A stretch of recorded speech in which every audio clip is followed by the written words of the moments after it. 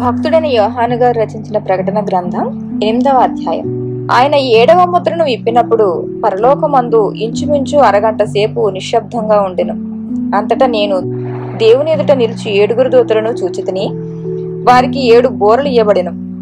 మరియు సువర్ణ ధూపార్తి చేత పట్టుకుని ఉన్న వేరొక దూత వచ్చి బలిపీఠము ఎదుట నిలువగా, సింహాసనం ఎదుట ఉన్న సువర్ణ బలిపీఠం పైన పరిశుద్ధులందరి ప్రార్థనలతో కలుపుటకై అతనికి బహు ధూపద్రవ్యములు ఇయ్యబడెను. అప్పుడు ఆ ధూపద్రవ్యముల పొగ పరిశుద్ధుల ప్రార్థనలతో కలిసి దూత చేతిలో నుండి పైకి లేచి దేవుని సన్నిధిని చేరెను.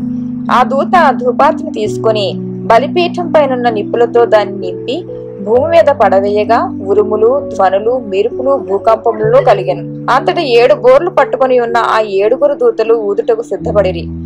మొదటి దూత బోర ఊదినప్పుడు రక్తముతో మిళితమైన వడగండ్లును అగ్నియు పుట్టి భూమిపైన పడవేయబడెను. అందువలన భూమిలో 3వ భాగం కాలిపోయెను. చెట్లలో 3వ భాగమును కాలిపోయెను. పచ్చగడ్డి అంతయు కాలిపోయెను. రెండవ దూత బోర ఊదినప్పుడు అగ్ని చేత మండుచున్న పెద్ద కొండ వంటిది ఒకటి సముద్రంలో పడవేయబడెను. అందువలన సముద్రంలో 3వ భాగము రక్తమాయెను.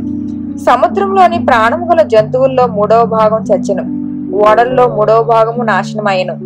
3వ దూత బోర ఊదినప్పుడు దివిటీవలే మండుచున్న ఒక పెద్ద నక్షత్రం ఆకాశం నుండి రాలి నదుల 3వ భాగం మీద నీటి బుగ్గల మీదను పడెను. ఆ నక్షత్రమునకు మాచిపత్రి అని పేరు. అందువలన నేలలో 3వ భాగం మాచిపత్రి ఆయను. నీళ్లు చేదైపోయినందున వాటి వలన మనుషులలో అనేకులు చచ్చిరి.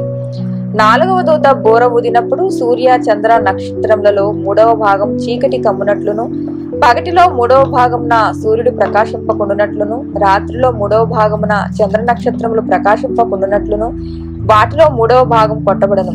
మరియు నేను చూడగా ఆకాశం మధ్యమున ఒక పక్షిరాజు ఎగురుచు బోరలు ఊదబోచున్న 3 దూతల బోరల శబ్దమును బట్టి భూనివాసులకు అయ్యో అయ్యో అయ్యో అని గొప్ప స్వరంతో చెప్పుట వింటిని.